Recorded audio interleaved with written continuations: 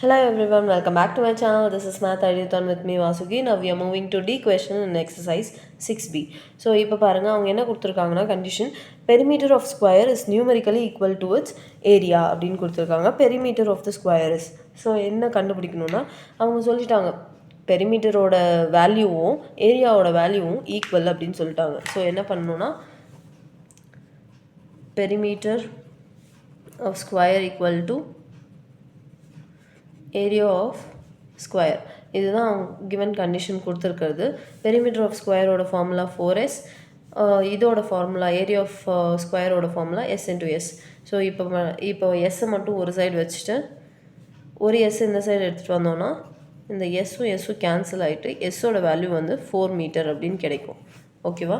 இப்போ நம்மளுக்கு என்ன கண்டுபிடிக்க சொல்லியிருக்காங்கன்னா ஒன்லி இந்த பெரிமீட்டர் ஆஃப் த ஸ்கொயர் மட்டும் தான். பெரிமீட்டர் ஆஃப் ஸ்கொயர் வந்து எவ்வளோவா இருக்கும்?